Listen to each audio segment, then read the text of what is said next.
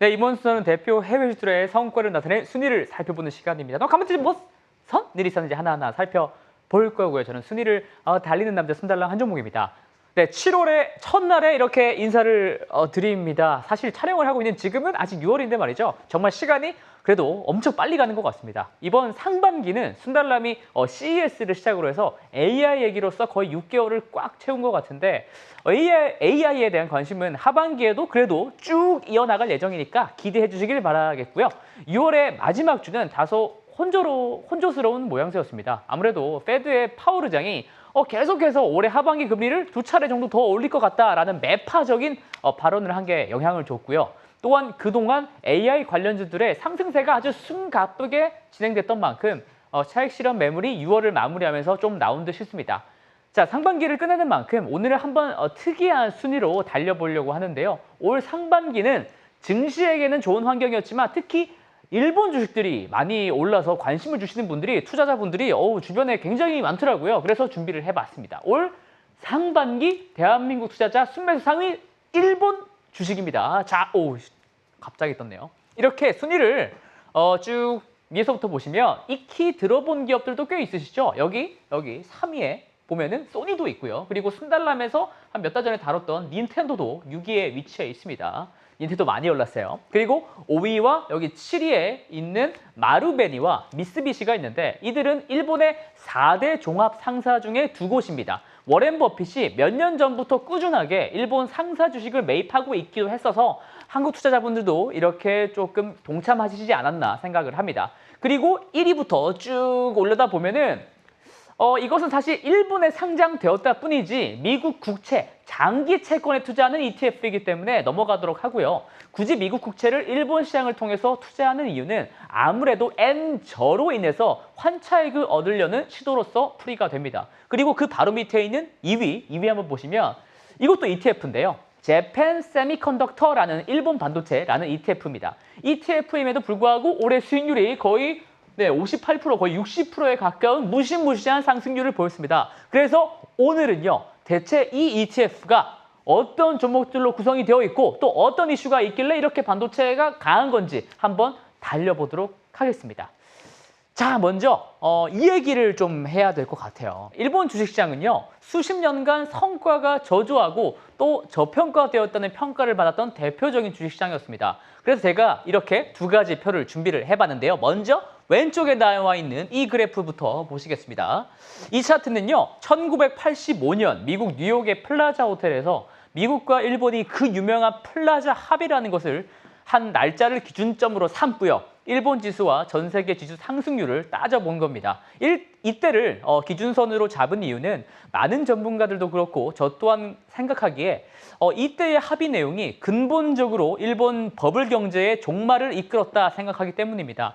여기서 파란 선이 MSCI 일본 지수이고요. 일본 증시는 1985년 9월 22일부터 지금까지 고작 148%, 그러니까 2.5배 정도 상승하는 데 그쳤습니다. 그에 반해 MSCI 전 세계 지수의 경우에는 거의 1300%가 올랐으니까 상당한 격차가 있다는 것이죠. 이렇게 성과가 수십 년간 안 좋았다 보니까 일본 증시를 바라보는 기대감도 원체 작아지게 됐고요. 그에 따라서 일본 증시는 전 세계 증시에 비해서 상당히 PER 디스카운트, PER 할인을 받아왔습니다. 이 표, 오른쪽 표 한번 보시면요.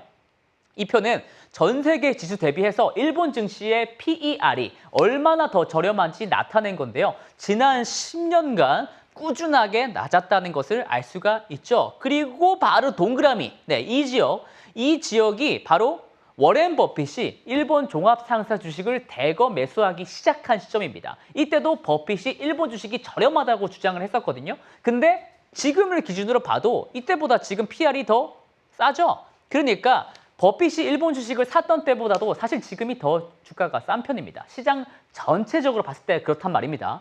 그랬던 일본 증시가 올해는 완전히 환골탈태를 하는 모습입니다. 왼쪽 그래프부터 보실게요. 이 왼쪽 그래프는 전 세계 주요 증시 8개를 올해 수익률로서 비교를 해본 겁니다. 여기서 파란 선이 일본 니케이 지수인데요. 미국의 S&P라든가 독일의 닥스, 그리고 한국의 코스피보다 훨씬 높은 상승률을 보이고 있습니다. 이렇게 일본 증시가 최선두가 된 이유에는 여러 가지가 있겠지만 그중 단연 일본에게 호재로서 작용하고 있는 것은 다름 아닌 엔저입니다. 일본말로 엔야스이라고 하거든요.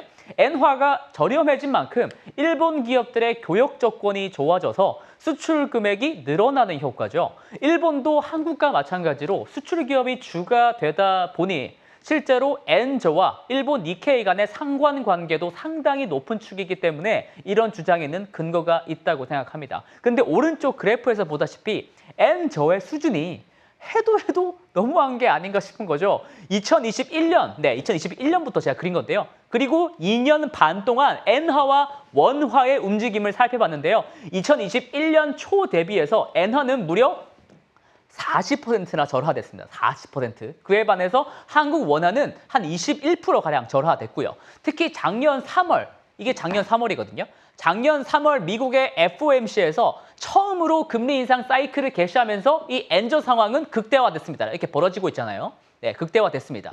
사실 이 정도로 엔화가 저평가를 받을 수 있는 환경이라는 게 미국의 용인 없이는 지속 가능하기 힘들거든요. 근데 최근 미국 정부는 일본은 환율 조작을 했는지 안 했는지 하는 관찰 대상국에서 일본을 제외를 시켰습니다. 근데 한국은 관찰 대상국 명단에 유지시켰어요. 상반된 모습이죠. 이처럼 엔저 상황과 지수 상승의 모습은 2013년 아베노믹스 초기 당시 주가 랠리와 유사한 상황으로 해석되기 때문에 해외 투자자들은 10주 연속이나 일본 주식을 매수하기도 하더라고요. 이런 일본 증시에서 유독 많이 올랐던 것이 바로 일본 반도체 주식이라는 게 오늘의 포인트다라고 할 수가 있겠습니다. 여기서 검정색 선이 일본의 토픽스 종합지수, 코스피 같은 종합지수고요. 그리고 파란 선이 전자기기 업종, 업종의 수익률이고, 그리고 여기 주황색 선이 글로벌 X 일본 반도체 ETF입니다. 수익률 추이 보시면 종합지수 대비해서 이 ETF가 거의 3배 가까운 수익률을 보였다는 점을 알 수가 있죠. 한번 그래서 이 ETF를 들여다볼 만하지 않나라고 생각을 해본 건데요. 특히 이 반도체 ETF가 상승 기여를 바짝 올린 시점이 있습니다. 그게 어디냐면 바로 이쪽부터 바로 이때인데요. 이 시기가 미묘하게도 5월 24일 엔비디아 실적 발표 이후에 AI 기술을 통한 기업들의 실적 기대감이 전 세계적으로 퍼진 시점과 맞물립니다. 그래서 제가 바로 이 해당 ETF가 어떤 종목으로 구성이 되어 있고 포인트는 뭔지 살을 발라왔습니다. 여기 표가 있어요. 먼저 왼쪽 표를 같이 보시겠습니다. 이것은 글로벌 X 일본 반도체 ETF인 구성 종목 탑 10을 나타낸 건데요. 그리고 각각 종목들이 시가총액은 얼마고 올해 얼마나 올랐는지도 같이 기재를 했습니다. 우선 각 종목들의 수익률을 보시면 2배 넘게 오른 종목도 2가지나 있고요. 시가총액은 한 10조 원에서 한 90조 원 사이의 종목들로 다 구성이 되어 있습니다. 근데 사실 익숙한 종목이 그리 많지는 않죠. 그래서 제가 몇 가지 종목만 빼내서 핵심만 콕콕 집어드리겠습니다. 오른쪽 표를 봐주시면요. 제가 이 ETF에서 4가지 종목에다가 그리고 최근 주목받고 있는 한 가지 일본 반도체 주식을 더해서 총 5가지로 한번 말씀을 드려보겠습니다. 먼저 이 기업들의 이름부터 보시면 르네사스, 디스코, 시네츠 화학, 좀 더 내려가면 호야, 그리고 더 내려가면 이비덴이라는 게 있거든요. 이 종목들의 역할이 각각 부품, 장비, 소재들입니다. 그러니까 그 유명한 소부장인 것이죠. 전 세계적으로 소부장하면 역시 일본이 최강국이다 할 수 있거든요. 그리고 반도체에서도 당연히 그 영향력은 막강합니다. 그러니까 일본 반도체 ETF라고 하더라도 반도체 그 자체가 아닌 소부장 기업에게 투자를 하는 것이다 라고 생각하시면 되겠습니다. 더욱더 근데 중요한 건 바로 각 기업들의 개요에 위치해 있습니다. 제가 조금 굵은 글씨로 각각 표시를 해놨는데요. 르네사스의 경우에는 차량용 반도체를 만드는 것으로 유명한 종목인데요. 각종 센서를 만드는 글로벌 탑티어 회사입니다. 근데 AI 관련 제품을 통해서 관련 시장에서 AI 시장 점유율을 15%까지 달성할 것이다 라고 담대한 목표를 제시를 했습니다. 그리고 그 밑에 있는 디스코의 경우에는 반도체를 패키징하는 업체, 그러니까 포장하는 업체인데요. 회사가 주력하는 시장에서의 점유율이 50%나 됩니다. HBM 수요 확대를 통해서 이 패키징 장비의 수요가 올라가서 수혜를 볼 것이다 라고 보고 있는 거죠. HBM은 참고로 AI 서버의 필수인 메모리 반도체입니다. D램으로 구성이 되고요. 그리고 시네츠 화학은 웨이퍼를 만드는 회사인데 이 역시 HBM 수요 확대로 인해서 수혜를 볼 전망이고요. 그리고 호야도 AI 시대에 부각될 수 있다고 분석이 됩니다. 그리고 마지막에 있는 이비덴 같은 경우에는 ABF라는 기판을 만드는데 점유율 세계 1위고요. 바로 엔비디아의 그 ABA 기판을 납품하는 회사입니다. 심지어 TSMC와는 상당한 수준으로 협력을 하는 강소기업이라 할 수 있죠. 자, 여기까지 읽으셨다면 이 기업들의 공통된 투자 포인트를 찾으실 수가 있으시죠?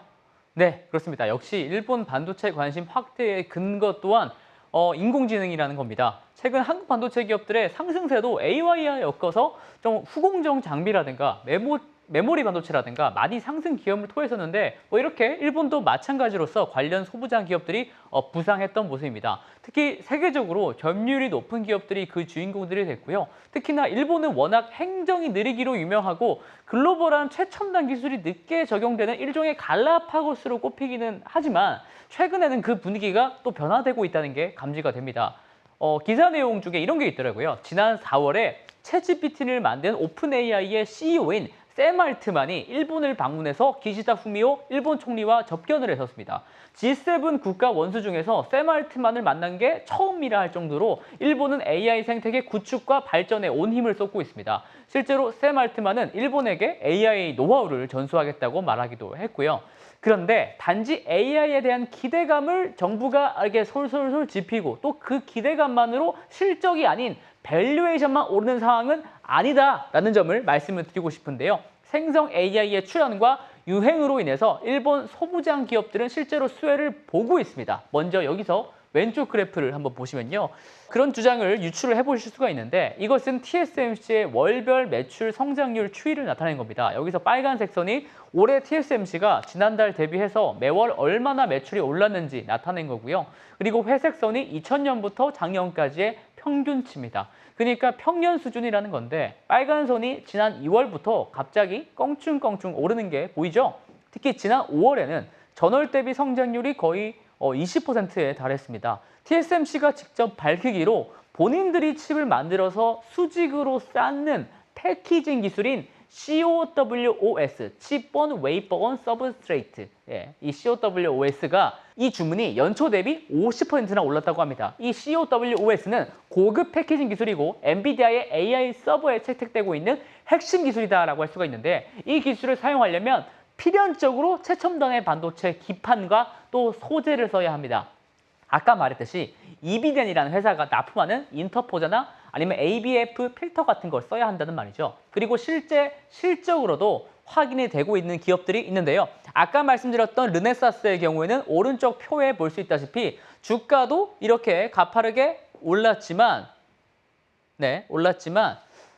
올해 주당 순이익 예상치 자체가 계속 우상향하고 있다는 점도 확인이 같이 되죠. 회색도 같이 오르고 있잖아요. 그렇죠? 그런 측면에서 AI에 대한 서비스가 계속 출현하고 사람들이 자꾸 써서 AI 반도체 수요가 확대되고 실적으로 이어지는 그런 그림이 나와줘야 이게 지속이 가능할 텐데요.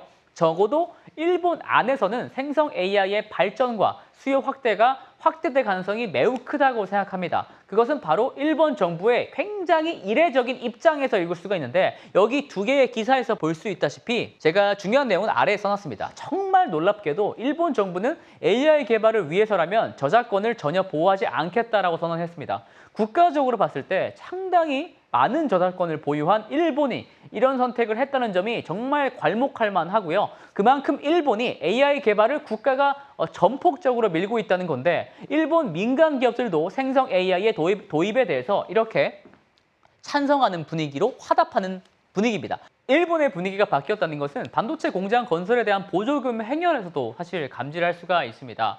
지역별로 각각의 반도체 공장들이 일본 열도에 지어질 때마다 일본 정부가 어느 정도의 금액을 보조금으로 지원했는지 알 수가 있는데요. 가장 큰 금액을 최근에 차지했던 게 바로 쿠마모토 현에 있는 TSMC 공장입니다. 이 공장은 작년 4월에 착공을 해서 내년 12월에 완공을 목표로 하고 있는데요. 보통 일본의 매뉴얼 행정 방식 있죠. 그 꽉 막힌 거. 그 매뉴얼 행정 방식대로 한다면 5년은 좋게 걸릴 공사인데 2년 반 만에 끝낸다는 게 상당히 이례적이다라고 현지에서도 공무원들이 놀라는 눈치입니다. 다만 이 공장은 미세 공정은 아닌 10나노급 반도체들이 생산되는 공장이라서 평가절하 하는 사람들도 한국인분들이 많이 계시거든요. 근데 TSMC 회장이 직접 나서서 5나노급 미세 공장을 위해서도 벌써 이 공장도 건설할 계획이 있다고 밝히기도 했습니다. 일본에 불어오는 바람이 심상치가 않은 것이죠. 근데 원래는요. 전 세계 지역별로 봤을 때 각 국가별로 반도체 밸류체인상 역할이 딱딱딱 정해져 있었습니다. 미국, 유럽, 일본, 한국, 대만 이렇게 각각 주력 사업들이 잘하는 영역별로 잘 분업화가 되어 있던 것이죠. 미국과 유럽은 인건비도 매우 비싸고 주로 소프트웨어에 집중하는 문화 때문에 반도체 설계라든가 연구 쪽으로 강점이 있었었고요. 일본은 아까 말씀드렸던 특유의 장인 정신으로 최첨단 소부장 기업들이 포진해 있습니다. 그리고 한국과 대만은 높은 제조 역량과 맨파워를 기반으로 해서 각각 메모리 반도체와 로직 반도체 생산에 세계 최강국 지위에 있습니다. 특히 AI 시대로 돌입을 하고 미국과 중국의 패권 경쟁 때문에 반도체는 이제 전략 자산으로서 위치해 있습니다. 그만큼 이 밸류체인은 상당히 중요한 역할을 했던 것이죠. 그런데 이 균형이 깨질 위험이 향후 몇 년 안에 도사리고 있습니다. 바로 중국의 대만 합병 가능성이죠. 일각에서는 그 가능성을 좀 생각을 않고 있는 사람들도 있지만 워렌 버핏만 하더라도 그 가능성 때문에 TSMC를 몇 달 전에 매각하기에 이르렀습니다. 그래서 만약에요. 대만이라는 국가가 만약 하나의 중국이라는 것에 결국 편입이 돼서 이렇게 똑 나가게 되면 어떤 일들이 발생을 할까요? 통일이 어떤 형태로 될지는 모르겠지만 종국에는 반도체 밸류체인 상황에서 일본과 한국이 더욱더 부각될 수밖에 없다고 생각을 합니다. 대만의 이탈로서 한국과 일본이 반도체 생산기지의 대안으로서 떠오를 수 있기 때문에 그렇습니다. 그러니까 과거 반도체 최강국이었던 일본은 슬슬 과거 명성을 찾기 위해서 시동을 걸 것으로 보입니다. 그런데 한국은 공장들이 많아서 그렇다 치고 일본이 그게 가능할까라는 시각이 많더라고요. 실제로 일본의 파운드리 실력은 한 10나노 후반대에 머물러 있는 실정입니다. 자, 이런 사실을 일본 정부도 10분 이해하고 있어서요. 기시다 후미오 총리는 본인의 관저에 이 사람들을 쫙 다 불러 모았습니다. 이 사람들이 뭐 하는 사람들이냐? 전 세계 반도체 드림팀을 초청을 한 겁니다. 삼성전자, TSMC, 인텔, 마이크론 여기 고위 관련자들을 불러 모은 겁니다. 특히 초청에 응한 기업들의 경우에는 하나같이 일본 안에 R&D 센터라든가 공장 건설을 검토 중에 있습니다. 특히 이 중에서 눈에 띄는 기업이 두 곳이 있는데요. 바로 벨기에에 있는 아이맥이라는 곳과 미국의 IBM입니다. 그 이유는 바로 초미세 공정 때문에 그렇습니다. 초미세 공정이라 함은 3나노 이하의 회로 선폭으로 아주 최첨단의 파운드리 공정을 뜻하는 건데요. IBM과 아이맥은 이 초미세 공정에서 세계 최초로 각각 시제품 구현을 성공한 기업들입니다. 심지어 아이맥, 별로 안 유명한데 되게 중요한 기업이에요. 이 아이맥의 경우에는 1나노 미만 기술 구현을 위한 설계 방식도 고안을 했을 정도입니다. 근데 이 IBM과 아이맥의 기술을 적용해서 일본도 파운드리의 야심을 펼치고 있습니다. 일본 8개 대기업이 합작해서 만든 이 라피더스라는 게 그 주인공인데요. 2025년까지 심지어 2나노 초미세 공정으로 반도체 칩을 대량 생산하겠다라는 목표를 세웠습니다. 이를 위해서 아래의 두 회사들과 협약을 맺고 라이선스를 받아오기도 했었고요. 사실 이렇게 여러 대기업들 얼기설기 다 엮어가지고 거대한 조인트 벤처를 만드는 형태는 과거에도 있었거든요. 엘피다가 있었고 재팬 디스플레이가 있었죠. 일본이 IT 업계 살려보겠다고 저렇게 국가 주도식으로 만든 기업들이 바로 엘피다와 재팬 디스플레이였습니다. 근데 그들은 실패했죠. 이번 라피더스도 같은 궤적을 그릴 것이다 라고 주장하는 사람들이 적지 않은 것 같습니다. 하지만 조심스럽지만 개인적으로는 다르다고 생각을 하는 이유가 있는데요. 우선 이 라피더스를 구성하고 있는 8개 대기업들이 공급사들이 아니라 수요자 관점에 해당한다는 점입니다. 라피더스에 투자한 기업들은 도요타, 덴소, 소니, NTT, 소프트뱅크 등등이 있거든요. 두 개는 기억이 안 나네요.